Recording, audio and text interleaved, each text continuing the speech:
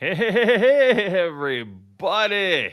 Welcome to another exciting edition of The Mainstream, where we say mainstream a lot because that's kind of a game that we play here. It's a bit of a, some say it's a drinking game. Every time we say mainstream in the mainstream, you know, you have a drink, and but there you go, there you go. But just water. yeah, well, you know, whatever works for you.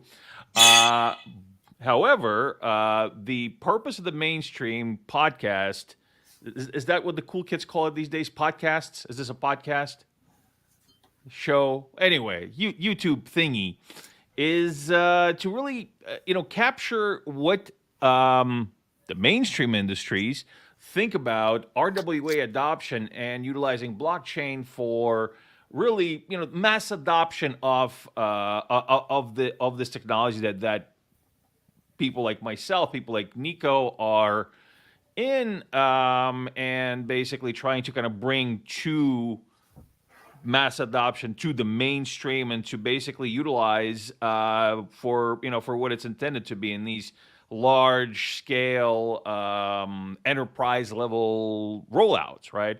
So that's what we're here to find out. We're here to speak to experts from different types of industries, and that will give us feedback on their views on these matters. So, of course, with me I have Nico. His last name is Despopoulos, and if you say it fast 3 times, don't mess up, you win a prize. All right. He's on mute right now, but he is the Chief Business Officer of Zengate and also co-founder of Zengate. So he kind of helped me find it. I was looking around for Zengate, and I said, I think I found it, and he said, hey, there it is, yeah. And so you're right, you did find it. Yeah, he helped me find it, yeah. So enough about us. What is great specifically about this particular episode of The Mainstream is our guest, and our guest today is none other than Jem McDowall from Universal Commodities. And Jem, we met Jem at last year's World Tea Expo in Las Vegas, which we're actually going to be going to. I'm leaving for on this Sunday. And Jem was really one of the first people that we truly had the pleasure to speak to that has really been involved in the commodities industries and specifically in the tea industry. Tea import export and then basically tea trade industry for so long, and was the first person to give us really good feedback on really what the industry needs and what the industry is looking for, and to kind of validate what we've been thinking with the Palmyra platform. So great to have you on the show, Jem. Hope you're doing well today. All good. Great to be here. Thank you, Dan and Nico. Good to see you again. And yeah, excited to be here. Vegas was, like you say, a year ago, and yeah, I was pretty excited by what you guys had to say about the Palmyra platform last year. So, and I am still excited. I think technology is coming. We've been slow adopters on the whole in the tea industry, but there's nothing wrong with disruption now and then to shake everybody up. So looking forward to chatting about it. Excellent. Nico, what do you got to say? I mean, you're on mute right now, so I don't know what you got to say. I know I'm on mute. I do that on purpose.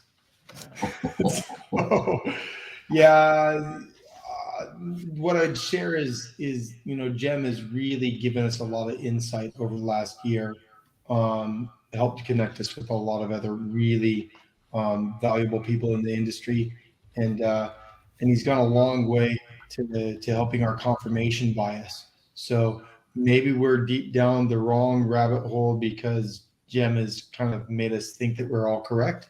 But I think I get when confirmation bias just keeps on being confirmed by multiple people across the industry, and Jem and I were talking earlier, and it is such an insular industry.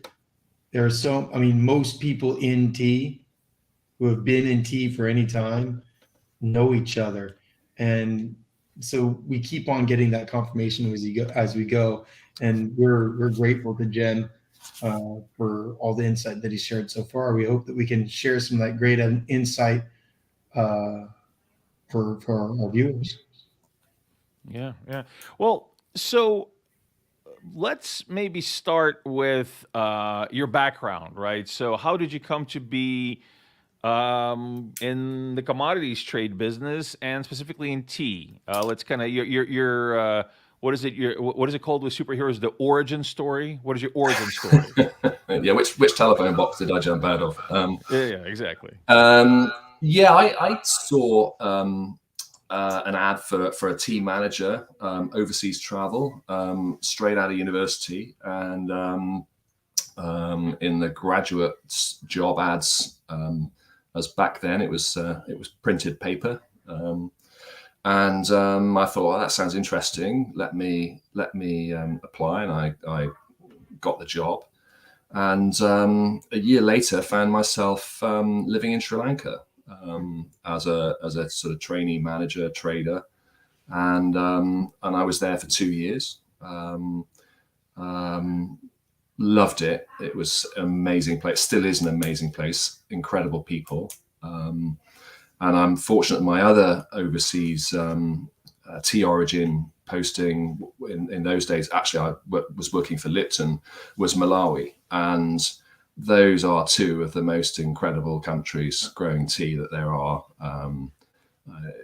Fresh out of university, in my 20s, living overseas and living the life, and stuck with tea, or tea has stuck with me, whichever it is, ever since. So it's coming up 40 years. And since those days, I've moved out of Lipton and into Universal Commodities in 2000. So that's coming up 25 years. And tea-wise, been to Kenya, Tanzania, India, Vietnam, Indonesia, China, Japan, Argentina, and then a bunch of consuming markets as well. So 50 plus countries. So I've had a pretty good look in and around the tea industry. But one of my light bulb moments was that there is no global tea industry per se. This is not the tea industry. What exists is a series of regional industries, obviously connected by interactions and commonalities. But if we start with a premise that we have a single entity, you're in danger of missing nuances and characteristics that would make a particular sector successful or bring that other sector problems. And Nico and I were talking about this. In fact, the fact that you started in Sri Lanka and considering moves to other places, it's those nuances and characteristics are going to dictate what you do, how you do it, and that's something we talked about quite early on, wasn't it, Nico? And I think, and we were saying offline before we joined today, that if we do have a generalized view, then generalized problems get generalized solutions, and those solutions will never work because they only apply to the few people who are down the middle, but don't apply specifically to the specific problems that actually really exist on the ground. So that's a real light bulb moment, and drives quite a lot of my thinking about the tea industry. So that's currently where I am, where my head is at, and you probably don't want to look too closely inside there. So Well, on this show, you might be the most well balanced person. Probably, And or you could be the yeah, most. I mean, I've seen the kind of Could just be comments. in the middle there. I see the kind of comments you write on LinkedIn sometimes. I'm concerned that you might be one of the more stable people in this. On this yeah, podcast. Yeah, I'm not sure about that. Well, yeah, Don't talk to my wife next week. Okay. Myself, I still haven't figured out. I figured out Twitter. I got Twitter down. I know how to do stuff on Twitter, but LinkedIn, I mean, obviously, I know how it works, but the kind of the groove of it, I haven't gotten yet. Yeah. It's still to me, it's still just like a giant resume website. It's just I can't really kind of. I mean, I know it's a social media platform now. It's been a social media platform for a long time, but I just still think about it like a resume website. It's like, yeah, it's where you put your resume and Yeah, people look I at it. have learnt so much from LinkedIn. There are some really, really wise people on there and I think it does take some investment and whatnot, but there are some incredible people who I follow and in areas of business and other commodities which I really don't look at every day, but that they give me a lot of insight into how other industries work, which might be relevant to tea or doing something different in tea. So I've got to say I enjoy looking at stuff there and like occasionally put something on a post. Yeah, and the thing. Yeah. Go ahead, Nico. I was Sorry. going to say that that's a good point, because I was wondering, maybe, you know, because you've got the feelers out there, and you're seeing how things are working in other industries as well. I mean, are there any commonalities that you see between the tea industry and other agricultural sectors, or are there like specific problems that only exist in tea? Or I mean, and how does that relate back to solutions that need to be found, maybe specific to tea, or even just in general across? I know that we just talked about that general solutions aren't going to help anybody, but across agriculture, I mean, Yeah, what are your thoughts there? yeah. I think there are commonalities, and two that I do follow more than others are probably there's three that I follow. Um, the first is coffee and Coke. The first is coffee, who have futures markets, who have a product with an extra step of processing in, obviously green beans to roasted and ground and so on and so forth. So their farm to market journey is a little bit longer, has slightly different dynamics, but they still have the grown in global south countries, largely big scale producers, specialty producers, and all the issues of agriculture, small farmers, climate change, and all that sort of stuff. So from that point of view, there's quite a lot from an agricultural point of view, there are quite a lot of similar problems. And the other thing is, I think they've done a much better job of selling the product and upselling it than we have in tea. I think one of tea's big issues, which is coming back to bite us hard, is the sort of economies of scale, commoditization of the product. And I'm not saying that there is no room for cheap and economy tea, that there absolutely is. But we've lost a bit of the thread, taking people from economy and everyday brands and taking them up through luxury brands like coffee has done, to be as cool as coffee, to take people through the journey of a product improvement and higher quality, like wine has done, like cheese has done. So I think I look across the fence and I feel a little bit envious of the job that coffee does. I mean, one of my pet quotes at the moment is, you can look on a well-known retail outlet online, look for the best-known brand in the world, both tea and coffee, and find that the per serving price is 10 times for that cup of coffee. And I really think as an industry, we are missing out big time on revenue directly from consumers. And, you know, farmers are missing out big time on that as well. So, and actually that's not a peculiar view to me. The biggest tea brand in the world recognizes that issue and is trying to do something about it. And improving the consumer value proposition, improving the quality of product, improving and getting the consumer to have a better experience, I think is all part of that, because we've gone through big changes in terms of shrinking supply chains, making everybody more efficient, kicking out the rent seekers, you know, all these things on the commercial side I'm talking about. But you know, anybody who's left is adding value. You know, that some of the myths of the tea industry are that there are these great long supply chains and it's sort of dark sort of brotherhood, fraternal practices. It's actually pretty simple. You know, most tea is business to business, about 55 to 60% of it. There is generally, well, there's an awful lot of direct packer to producer business. Most of it beyond that would be with one middleman, an agent or an exporter or an importer.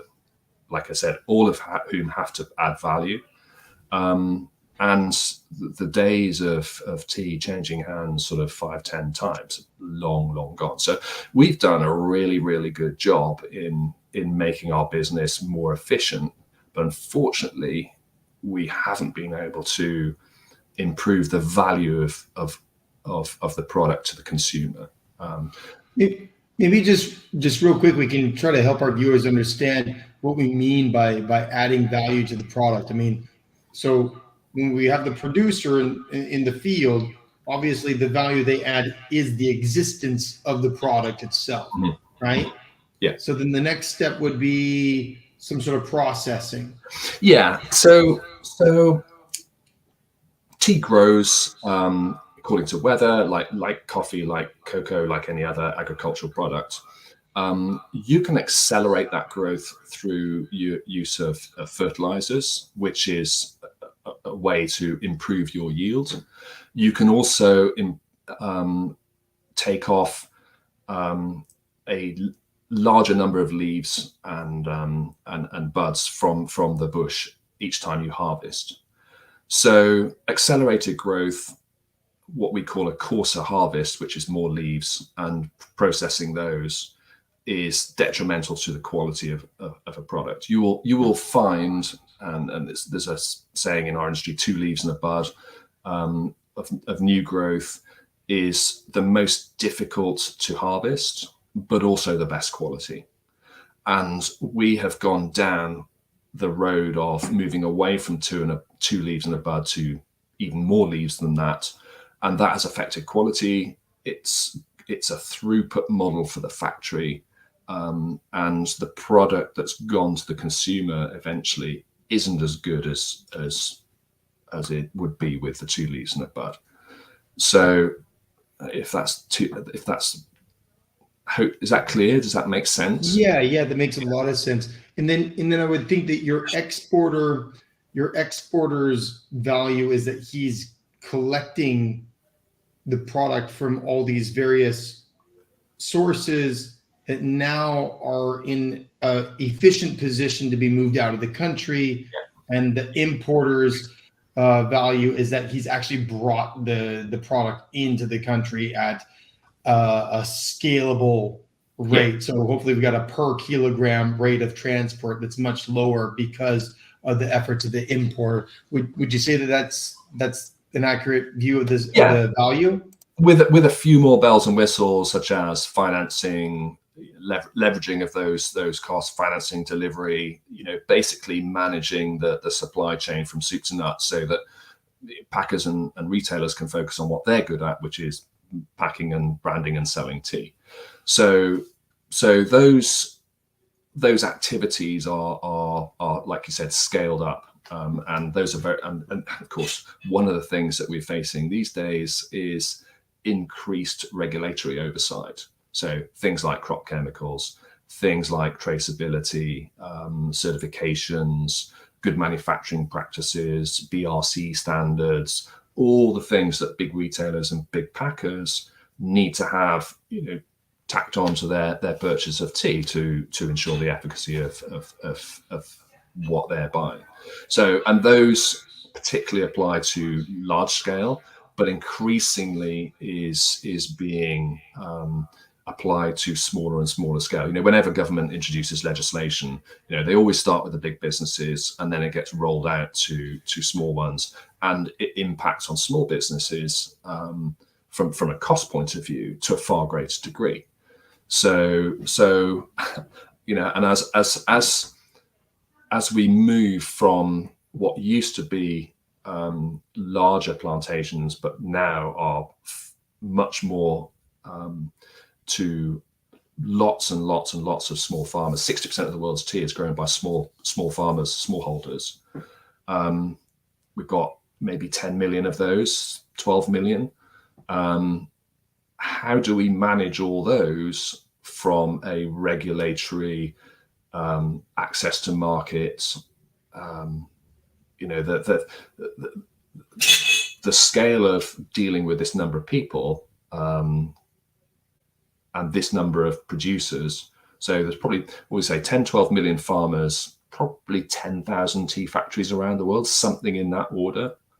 So on average, that's nearly 10,000. Some of them are really, really small farmers.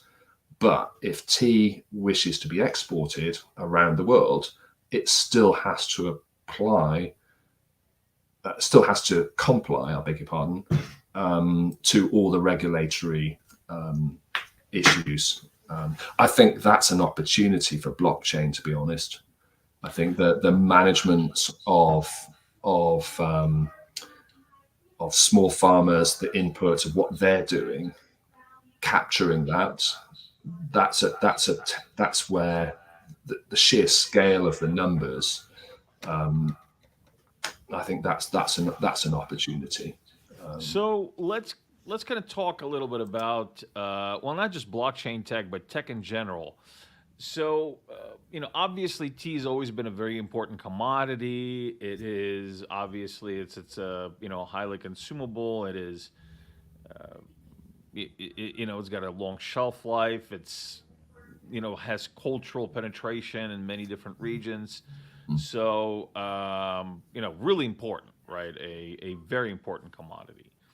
Now, from what you've described to us, it just seems that the process of doing business with tea is, well, it's actually just it's a trade, right? And these trade practices haven't really changed that much for a long time, right? You just kind of do it, and I mean the laws change and whatnot, but really, kind of the crux of it hasn't changed as much. That's what it seems like. And so, what I'm wondering is, so speaking of technology, what was the last real big technological innovation that really shifted the paradigm in the tea industry? I'm curious to know that. What really moved the needle? Probably the most recent one, and the tea industry, I would say it's probably ahead of its time because it's changed so little. So clearly, I jest. I think the tea business changes incrementally. there are no well, there was one revolution, and we all know about that. And from my part of the world, we try and forget about it. But there haven't been too many revolutions in technology, but there has been quite a lot of evolution.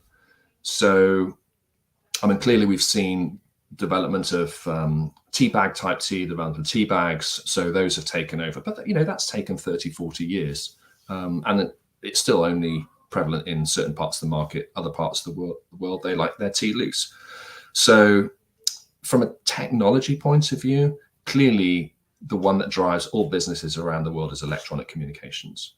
And that really has brought consumer market countries much, much closer to destination market countries. And that's even more crucial than, say, shipping. Shipping from China to Europe takes almost exactly the same number of days now as it did 150 years ago. So from that point of view, yes, there's been scale changes, but the thing that has really, I think, in my lifetime changed technologically has been electronic communications, the smaller world. That's enabled business to business to be done from tea producer all the way to destination market, or from ports, whatever. It's made the world a whole lot smaller. The auctions themselves have changed. They've been gradually switching to electronic versions for probably 30 years. COVID sped the last open outcry one up. Sri Lanka was the great example, as they wrote a program because of COVID. Virtually from a tea business point of view, this was overnight and during their work break. But and then I think obviously electronic storage and processing of records. So traceability in the last 10 years has become much, much easier. I'll tell you a story. There's a major retailer in the US, the major retailer, who said to their packer supplier, said, how do we trace what we're buying from you? And I said, that's quite easy. We could give you all the records all the way back to the field where the tea was harvested. We'd probably do that within a day. And I know we could do that in our organization, do that in a couple of hours. So those management of information has changed hugely. Whether we actually leverage the information and the data that we have, I'm not sure we do. I think we referred to a couple of myths that are propagated through the industry. I don't think we really use data very well at all. I think I said earlier that blockchain with small farmers and capturing what they're doing. There is data produced by the various parts of the tea industries around the world, but it's not captured in anything like current form. It's nearly always a week old, a month old, or a year old. And if you're not capturing data currently, and you're not able to manipulate that data, then you have zero leverage whatsoever.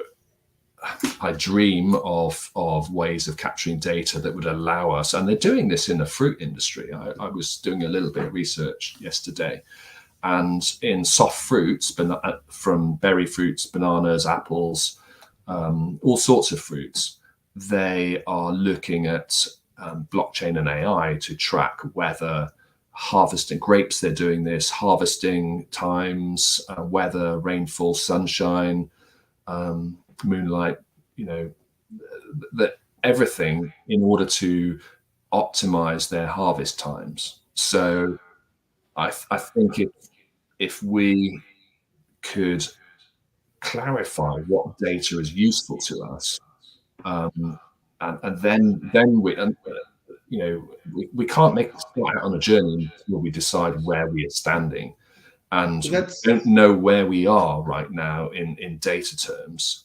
yeah, The FAO is that's something I've got to ask. Like, from your perspective, what data would you really like to capture? What would you like to know about?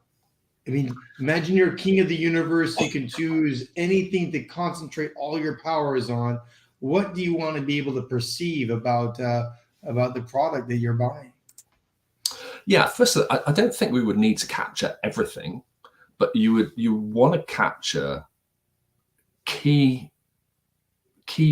origins, key regions, and what they are doing. Who drives the tea market? Well, clearly, Sri Lanka, probably North India, Assam, and Kenya are the key origins who set the pace for the rest of the world. So if you captured what weather conditions, climate beyond that, fertilizer applications, what farmers were actually doing, and how the bushes were growing in key parts of those countries,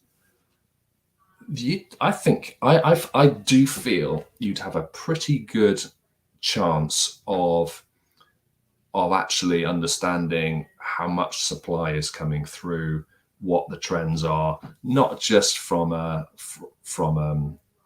months and years past, but actually start making projections forward. And once you start actually understanding what's coming, then because all these tea producers keep impeccable records. The rainfall, sunshine, they're kept in an awful lot of places, but we don't leverage those at all as an industry. So, and once you have a starting place and data, it would take years of data to start being able to process that into projection, but you would be able to using captured data and maybe some form of artificial intelligence, then you'd be able to start projecting what's coming and then pricing, and then you might even stand a chance of looking at a futures market. But you wouldn't be able to do it unless you had some sort of data that people could look at and go, oh, supply is going to go up, futures market is going to go down, or so on and so forth. So that's not I'm a bit outside my lane here, but I do feel that there is a lot of stuff out there that we're not capturing. So, what else? I just realized I was on mute, and so I was doing the Nico. I thought I'd stunned you into silence, and I'm thinking, oh my God. Yeah. No, it's all really good information, because really, especially in our field, in the blockchain field, one of our biggest issues is it's a lot of solutions looking for a problem, and that's the biggest issue, is that there's a lot of solutions built, and then they look for a problem to solve, and not the other way around. But what you're describing, and really what and again, and I speak about this quite a bit on this program. My frustration with the industry has been, as of the past few years, is that we have the technology to actually have a huge value add to, say, industries like yours, but we just don't do it because I just think we're kind of afraid as an industry to get it wrong, or not to have your industry validate, saying that what we offer to you is the greatest thing you've ever seen, and now your life has changed forever, and we're just here. It's like it's your come to Jesus moment. If it's not that, and I think that's a lot of people's, well, not a lot, but some people's thinking. If it's not, everywhere blockchain shines, it's not a come to Jesus moment for that industry, then it's not worth it. Yeah. And it can be that. It can be a zero-sum game. So Yeah. what specifically I wanted to talk to you about is what you're actually describing right now, and that is, so where does the data matters and how it's gathered? Because we've spoken to several experts in the field, one of which is actually our commodities expert, the Lamont Rattan, and he actually kind of brought our focus to IoT and certifications and on-chain data, meaning that, for example, if you have an IoT network that will give you crop data, that will give you weather data, that will give you soil data, then you will also have something in, say, a warehouse, right? I mean, and these things are actually, some of these things are not super complex, just something in a warehouse where the stock has been deposited, right? So a bonded warehouse that's holding the stock of tea that's already been processed. If there is actually just a camera that is putting information on chain saying that, yes, it's still there, yes, it's that stuff, right? It's the stuff that they're saying it is. That's a big value add, as we understand, for your industry, because this is actually an issue, as I understand. It's kind of the switcheroo. Yeah. Oh, it's not actually what it's supposed to be, or or it doesn't exist at all, or all these different things that are basically are solved in a way. There's no perfect solution for this, but solved in a way through immutability and through devices and solutions that utilize immutability. So I just kind of wanted to get your take on that. If this is something that really is what the industry really needs to kind of prop itself, well, to actually kind of bring itself up to what we spoke about before we went live. When you said that about the elephant in the room with the tea industry. So just if you could elaborate on that, if you kind of give me your opinion on that, if you give me your input on that, I appreciate it. Dan, that's actually a really, really interesting and very current point. I'll just rewind. When there was a tea auction in London, one of the statistics that was published for many decades prior to that was I believe it's a weekly statement of tea in public warehouses that was landed in London. So this is tea for sale coming up in the auctions. And clearly for those buyers who are active in London auction, that is an indicator of how much supply there is going to be locally for them. So, and in those days, logistics was way less reliable than it is now, way less reliable. So that was a real key component for supply and demand. Fast forward to last week or the week before, we have news articles telling us that there are 13 warehouses in Mombasa, Kenya, which are absolutely block stacked full of tea. Now, I have been, if you care to take a look at my LinkedIn profile, one of the things I have been screaming for the rooftops, actually since 2005, is that we have way too much tea in the market. There is government and NGO interference in the market in terms of feeding supply. And this 13 warehouse approximates to around 200,000 tons of tea sitting in just Mombasa.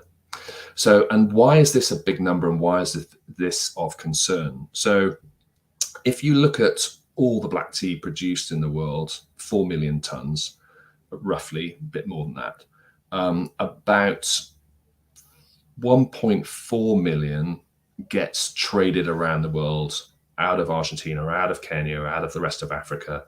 The rest, Turkey, Bangladesh, most of India, and Iran and a couple of others stays within their markets. Their local demand is high enough that their local tea is too expensive for the rest of the world. So that tea is kind of got a Chinese wall between it and the rest of the market. So we're focused on this 1.3 million tons of tea, which is the approximate demand of US, Europe, everybody, Pakistan, Egypt, everybody who buys and sells tea. So we have a global market which is a subsector of the total amount of tea grown in the world. Now I have tracked, this is my COVID project, so I have tracked this religiously month by month, and I have seen the supply curve go this way and demand curve go, so that they're one is flat and the other one is growing at 3-4% a year. So we now have a baked-in capacity of excess capacity of around 200,000 tons, which is manifested in the warehouses in Kenya. What you're talking about, Dan, is tracking that so that, yeah, we can see it building up. Of course, you can go to the warehouses yourself and you can go and take a look, and you can talk to the people. That's easy. But there is no market indicator which is giving us this type of data, which is unbelievably simple to accumulate on a day-by-day, week-by-week basis. And I'm saying, actually, if we took that back to growth on bushes, we could then really start to leverage what you're talking about in terms of warehousing, because we'd then be 3-4 weeks ahead of how those warehouse numbers would change.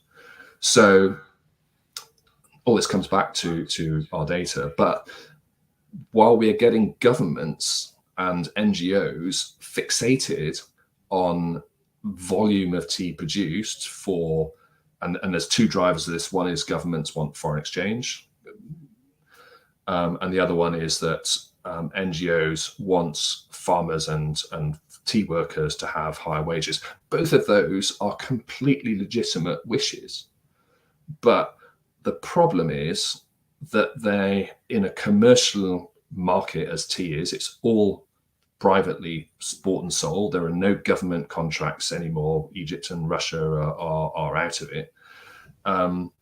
So you're not going to grow more tea than people are supplying and expect prices not to fall. And the problem that I have, and if we have time to discuss fair trade as well, is that there are solutions which are curing problems, but actually creating more problems than they're curing. And I'm so happy you brought up fair trade, because you read my mind. Well, you put it in your notes, so I thought. Well, actually, and I kind of wanted to touch on something that you just said. So fair wages. Okay. Yes, we want fair wages, right? We don't need slavery or near slavery. We don't need that. 100%. I don't want the product that was made through those means, and I'm sure many people don't. But a lot of this is a symptom of the market being as disjointed as it is. And really, to me, it seems that inefficiencies within the value chain create things like this. And you can't really say, oh, that's just greed, pay this guy more. I mean, look, I've met many tea producers, right? And I mean, these guys are not like evil, twirling their mustaches saying, oh, I'm going to screw everybody and make maximum profit. They're hardworking people. They've had these businesses for generations sometimes, and they just want to, they want to take care of their workers. Is just the profits that the profit just don't allow it a lot of times.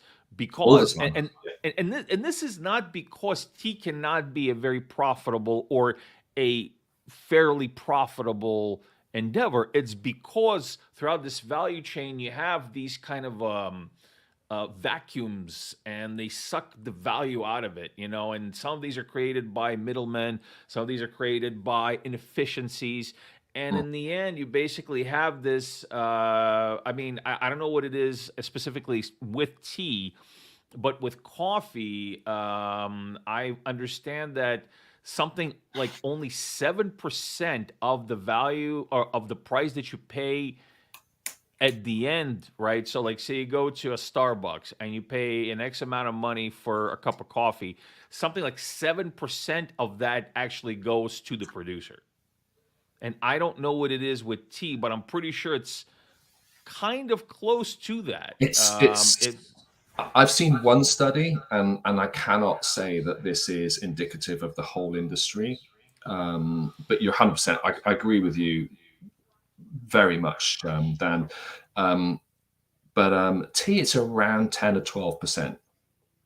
So there are set prices for green leaf. So for our 60% of small farmers, generally speaking, they get a government mandated green leaf price.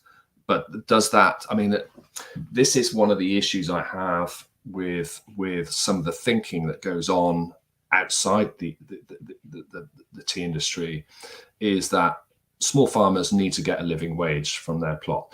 Look, I'm in a 10 by 10 office here. Let me make a 10 by 10 plot of tea. You know what? Now you owe me a living wage because I've just planted tea in it. In fact, the government gave me bushes to plant my tea in my office, and I'm going to pluck tea, and you owe me a living wage. How can that possibly be right? If the rest of the industry now has to go, okay, we got a new kid on the block and we all have to share an ever diminishing pot. So I have a real, and we've just seen the consequences of this in Uganda. The government in Uganda have been passing out tea bushes and lands for 20 odd years, and 1/3 of their industry has just shut down. Not because there's any, inefficiencies, absolutely. Poor management, absolutely. But ultimately, they are just producing way too much poor tea. Nobody wants it.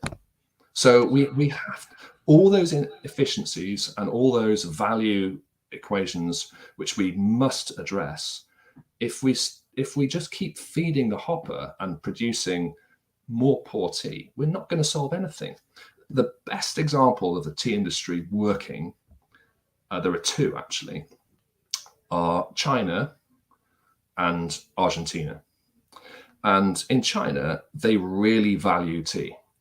Everyday people pay significant money for tea they drink every day. And the value of tea is considerably higher than in, say, Western markets.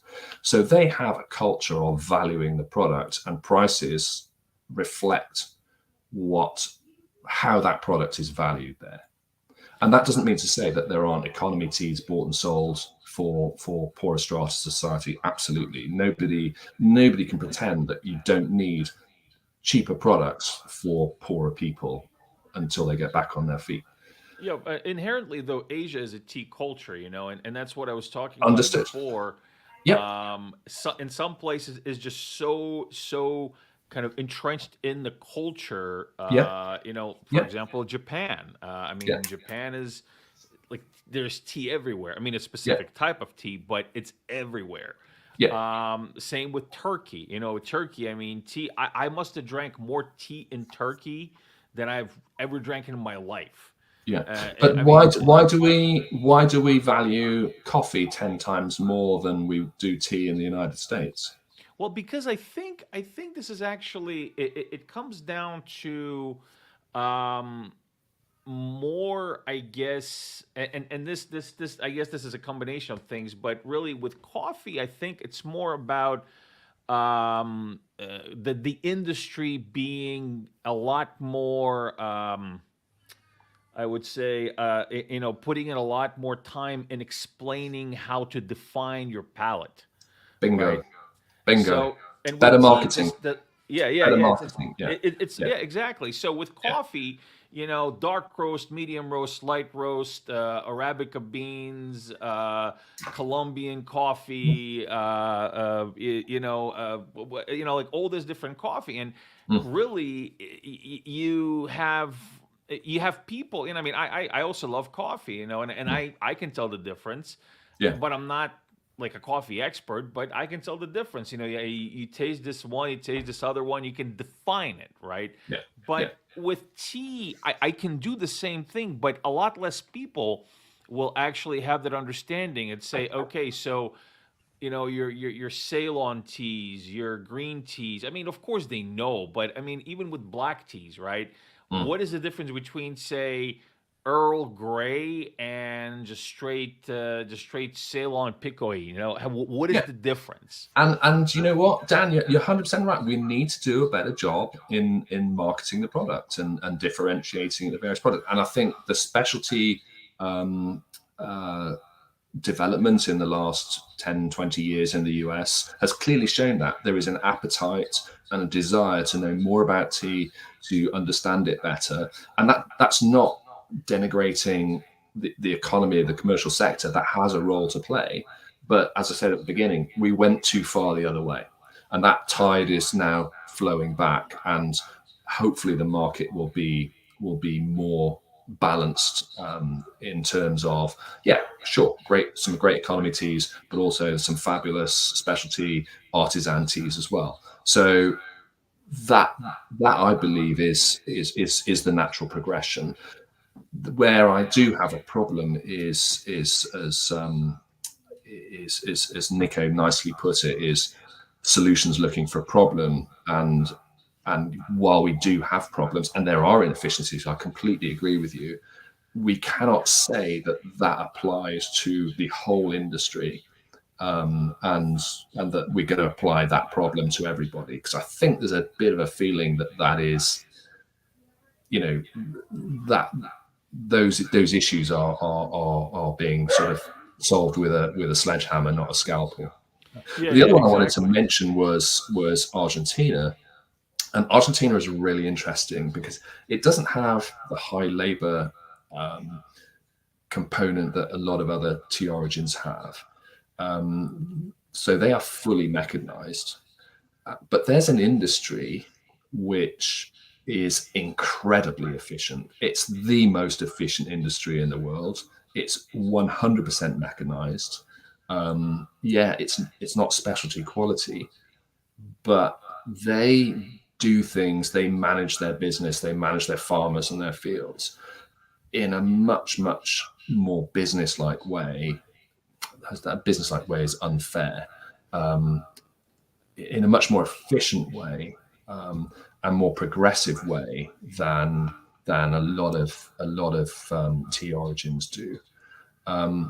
Interestingly, no government interference whatsoever. The government pulled out of that industry a long time ago, and their industry has grown when demand has grown. They peaked about 10 years ago at 92,000 tons when pricing was remunerative, and their industry has shrank as demand has declined to about 65,000 tons. So their farmers have adjusted to the ebb and flow of the market.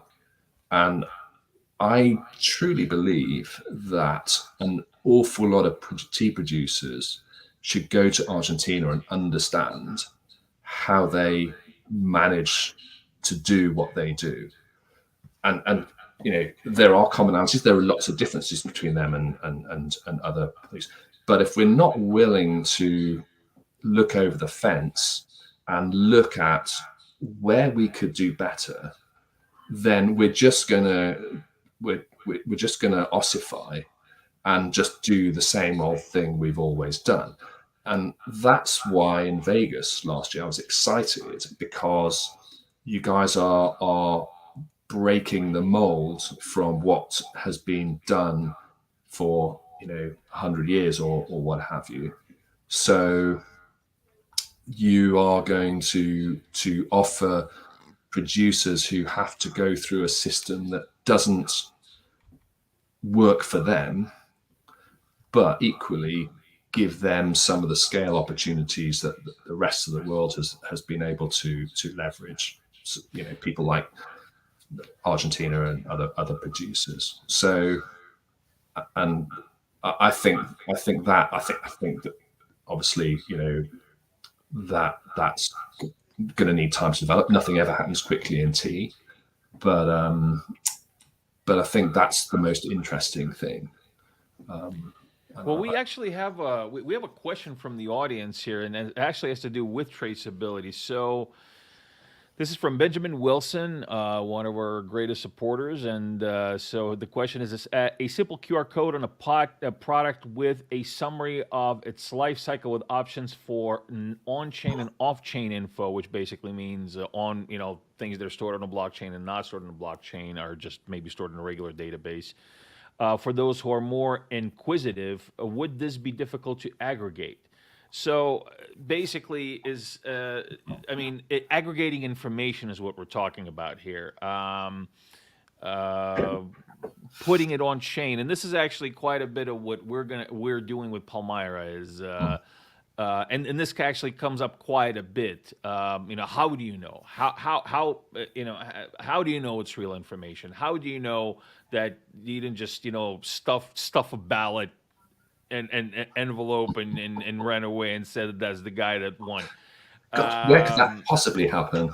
Yeah, well, I'm just saying. I'm not going to bring politics into this, but yeah, it was a big thing for a while. In my part, well, not in my part of the world, in the part of the world that I'm a citizen of. So basically, what is your take on this? The information is there, largely. 90, what is it? More than 50% of the tea coming into the US is from Argentina. That is 85% Rainforest Alliance certified, which means that that's a big chunk of tea that comes into the United States that is entirely traceable all the way back to the field, and that information is available all the way through to the packer. It's also trustworthy. It's and captured. Now, the big packers, could they reuse a number of different suppliers. So could they put that all on one pack when the tea is blended in? I guess a QR code could give them, the potential sources that this could have come from. So I don't see any reason why that could not be captured.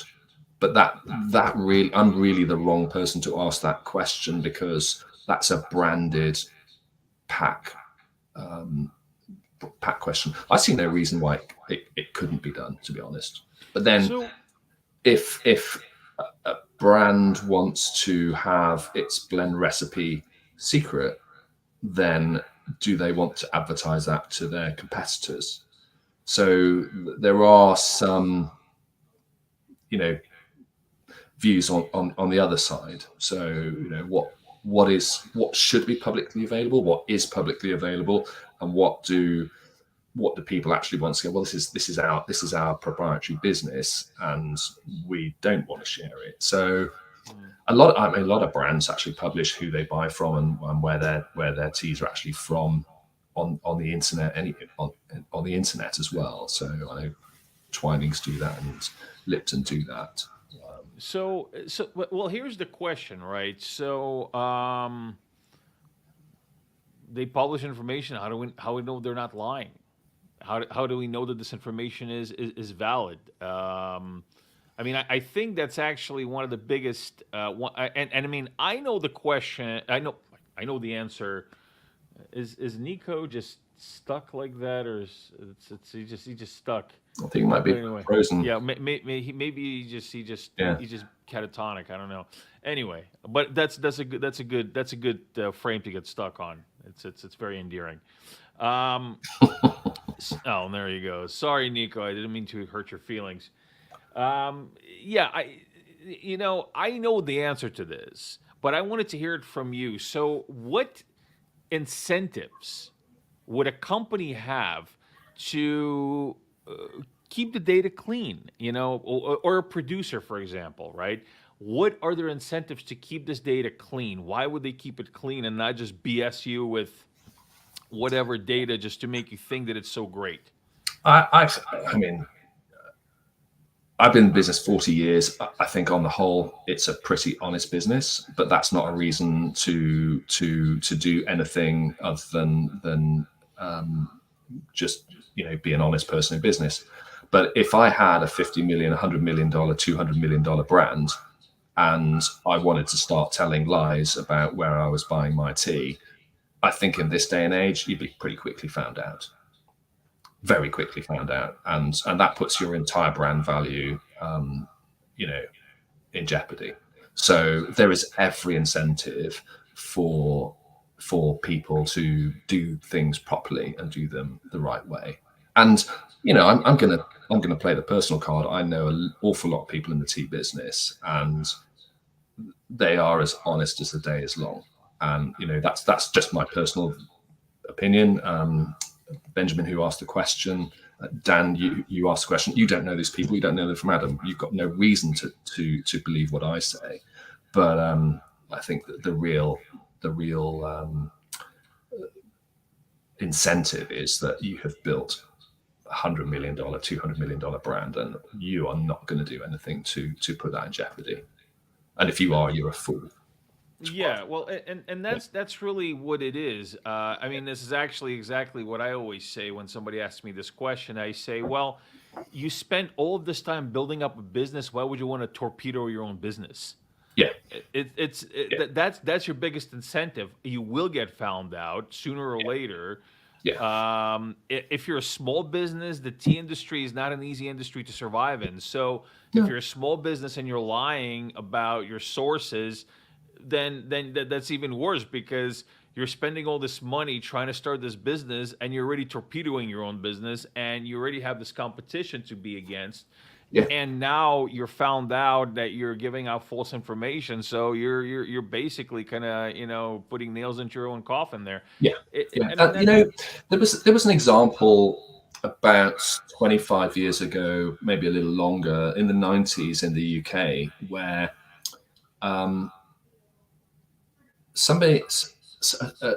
buyer of meat in a meat processing plant bought some really cheap meat. And long story short, it had been traded through the system and ended up in a supermarket burger, grocery store, private label burger. And it wasn't beef, it was horse meat. and of course, it wasn't declared, unless you're French, most people have a huge problem with eating horse meat, and particularly if it's or Japanese. In Japan, we actually have basashi, which is raw horse meat. There you so go. You eat it like sashimi. Basashi is a big thing. Okay, in well, the tavern, yeah, not my cup of tea, that's for sure. But anyway, it wasn't declared as what it was. It was declared as beef. It was horse. Huge things, and that was absolutely a lack of oversight in the supply chain. But interestingly, I knew somebody who was in the meat buying business, and his view was, if that meat was so cheap, the first thing a buyer needs to ask is, why is it so cheap? Because this has been bought on price. And I think that's one of the things that worries me going forward in the tea industry, is levels of expertise where people are not asking the right questions. Requires either their expertise being upskilled, or greater oversight. And there's, I think, it worries me that the trend we have to want everything cheaper, and we seem to have lost sight somewhere of what is good value, what's a good value proposition. Everything gets cheaper all the time, and certainly there are inefficiencies, certainly there's economies of scale, new technology, blah, blah, blah. But ultimately, costs taken out of the supply chain are a law of diminishing returns. And if we're at the same time wanting to say, shouldn't we be paying our farmers more and paying more for green leaf and allowing those people at the other end of the chain to have a living wage, then should we not be paying a little bit more ourselves? And I think those kind of questions we do need to ask ourselves in the team. I think a lot of industries. I mean, I'm seeing in the UK a lot of angst from produce producers because they feel they're getting a raw deal from the supermarkets, but the supermarkets are competing on price with consumers who are being educated as to always have the cheapest product. So I do worry about the way we're promoting the product, and we need to convince consumers that, look, this is a better product. Please pay a little bit more for it, and guess what? The farmers get a better deal as well. So, as kind of maybe our last segment before we sign off, I kind of wanted to touch a little bit on, I guess, what can I call it? Capital infusion from crypto markets, from blockchain markets into commodities markets, right? And especially into the commodity tea or just the tea market. And how would this actually happen? And how can this be kind of the power of this can be harnessed? Because there's quite a bit of money in the crypto market, quite a bit. I mean, it's in the trillions, obviously, right now. A lot of the liquidity, a lot of the money is just kind of sloshing back and forth between different protocols, DeFi or whatever, and it's really the problem. The problem with a lot of it is that the growth is never sustainable in a traditional market way where it goes up, but it doesn't just go back 90%. You obviously have bear cycles and bull cycles in regular markets, but you don't have this crazy, crypto volatility where, every single bull market thinks everything pumps, and then as soon as the bear market hits, everything is down 90%. So, Yeah. And commodities are a great way to hedge because if there was a way, right? And so we actually have a question from our audience, Victor, if you could throw that up for us right now. So Proxies NFTs is asking, how could crypto whales that are struggling to exchange their crypto for fiat benefit from buying commodities for crypto? Find buyers and have the product sold and get fiat. Legal advice, please. Well, I can't give you legal advice. That's way out of my lane. Yeah. It's definitely not legal advice at all. But Send me the money and I'll sort it out for him. But right. Well, but really, this is a really good question. This is basically crypto whales. All these crypto millionaires and billionaires. They're always looking to hedge their money because they all know that the bear cycle is coming, and they all know it's going to all go down.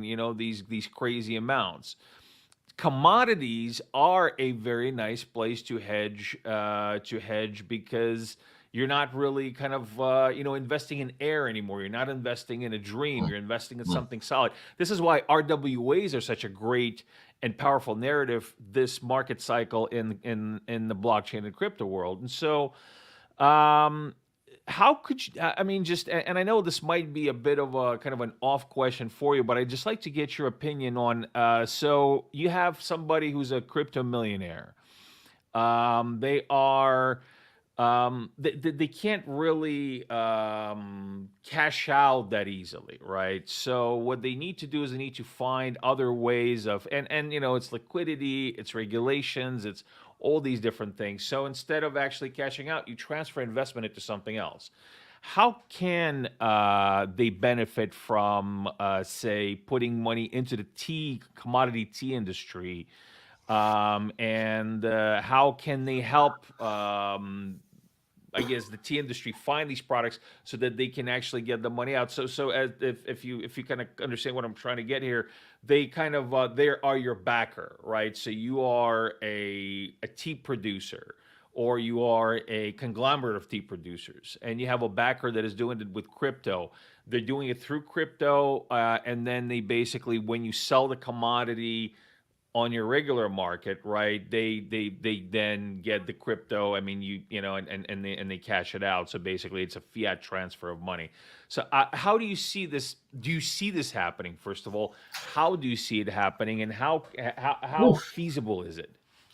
I think to have a commodity investment, i.e., to make or lose money on any kind of market, you need jeopardy in terms of the market's going to gain or the market's going to lose, and that is I mean, just as an aside, there are probably 100 different producers who are going belly up at the moment who would be welcome to have money put into their businesses, and maybe that could be written off as a tax loss. But at the way the tea industry is structured right now, the jeopardy for the majority of buyers doesn't exist, because there is so much supply that there is no upside. And this is one of the problems. And if you're going to go into a commodity market where governments are feeding the supply and prices are kept low, then that's not a true market. That's not a market that's responsive to demand. That's a market that's being dominated by supply through government. So I would steer clear of tea if I had our listeners' crypto money. Maybe you could buy, a few estates in Darjeeling who are losing money, but as a commodity investment, I don't think tea is something which would be considered. I certainly wouldn't put money on it, that's for sure. Well, how about just other commodities in general, and just kind of doing this process of basically backing a commodities producer with through crypto, and then in return, I guess, being able to cash out your crypto through the commodity sale. So that producer, that commodity creator, sells the product, cashes out, you get the cash, they keep the crypto. I mean, how feasible is this right now? Would you say is this a feasible way of kind of transferring this money between these mediums, or are we still kind of far away from something like this? I think certainly for tea, we're a long way away from that. As far as other commodities and trading crypto and that sort of stuff, that's so far out of my lane that any answer I would give you would be complete nonsense. Honestly, I don't have an opinion on that one, I'm afraid. Sorry, Dan. I mean, well, and thank you. I mean, that's a fair answer, because really, I think that the issue is that nobody really has the answer to that, because there is just not enough regulatory clarity as to how they can be done in different jurisdictions, right? So, yeah, I mean, I can cross-border tell tax you, issues and all that sort of stuff. yeah. So I invest money in this commodity. Say, if you do it through something else, right? You can create a contract where I have a property, you have a business that you want to run out of that property, and I can then create a contract saying that, okay, I let you use the property for free, but you give me a percentage of your business, right? Yeah. And so that way you transfer value of real estate to fiat, right? So this is a stored value in the actual real estate. You transfer it into fiat, okay? How do you do that with crypto? It's difficult to say. Commodities are a good place, I think. The reason why I really love commodities and crypto is because um, right now the commodities market, right now the crypto market by a large part follows the bond market, Hmm. and amongst others, but it's pretty much the bond market, and so the volatility there is very speculative. And so the reason why I like commodities is because if you actually base cryptocurrencies on commodity pricing and commodity markets versus bond markets and this just hot air volatility, you have a much more sustainable economy that can be reached by that. And so I just think that right now there isn't a lot of clarity. What we're doing with our platform is kind of trying to provide a way for injection of crypto and mixed in with fiat. But even on our platform, it's not, you don't buy commodities with crypto. You utilize blockchain technology. There is going to be a crypto token that is actually, but it's not even a cryptocurrency per se. It's actually a crypto utility token. So again, even on our platform, we don't have a straight pay commodities with crypto, commodities cash you out in dollars. So yeah, I mean that would be my answer is, how do you do it? We just don't know. We just don't know because there's just so many legal uncertainties, and this is why this is why our friend Pixies said, legal advice, please, because it is, it's legal advice that's needed here. It's regulatory advice that's needed here. Theoretically, you can do that. I don't see why. Currency is a currency, right? So I give you a currency and I say, I will invest in your business and I just want to cash out in this currency, right? Possible. I mean, technically it's possible. Regulatory and legally, I don't know. So I think we should probably leave it at that. Well, Jem, listen, this has been a great conversation. Thank you so much for your insight. Thank you so much for coming on the show. And so I just kind of wanted to give you the floor for your final thoughts on blockchain technology in your industry and just in general what you feel is what would you be looking forward to from our field that could make things easier for you in your field? I honestly think I've given quite a lot of thought to this. That certainly you're challenging the status quo where you're operating, and I think it's always good for people to be challenged because that's what drives competition and efficiencies. So I think that's why I'm really interested in what Palmyra is and what it's doing. But I think really replicating that, but then going back upstream to capture the small operator data and bringing them into some sort of regulatory, even quality improvement. Leveraging that data to manage them, to improve their operations. I think that would be the big opportunity that I can see. So I shall be watching with interest. Well, and we're glad to have somebody like you giving us, insights on these things because, again, a solution looking for a problem is not the way to go. We are looking for problems to create solutions for, and we have the technology to do it. And I really think that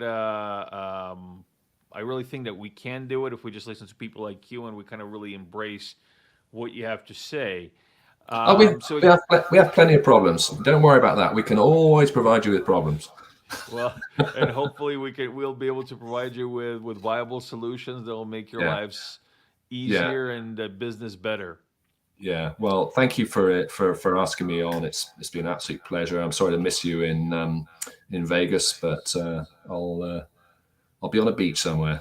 So sorry about that. Well, you know what? If I could be on a beach somewhere, I would also pick that. Even though I love the World Tea Expo. It's a great place, but if I have that option, without hurting my business, of course, if I have that option, I will take the beach. I would do that. You can always work from the beach.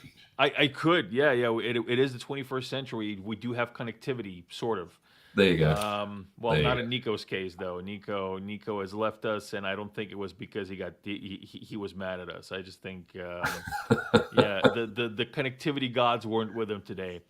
I know he's got a couple of young ones as well, so no doubt they're. Yeah. Well, yeah. It's anyway for reasons. Nico had to go, but again, thank you so much, Jem, for coming on the show. Great pleasure to have you. A great pleasure to Likewise. see you again. Likewise. And yeah, everybody, thank you so much for the questions. Thank you so much for tuning in. And of course, we are doing this, the Mainstream podcast or the Mainstream show, the Mainstream, okay? Whatever the cool kids are calling it these days. Happens every week at this time. We do it live, so we welcome your questions, your participation. Thank you again so much for the questions today. And like I said, next week, same time, same place, same channel. Until then, so long. Thanks, Dan.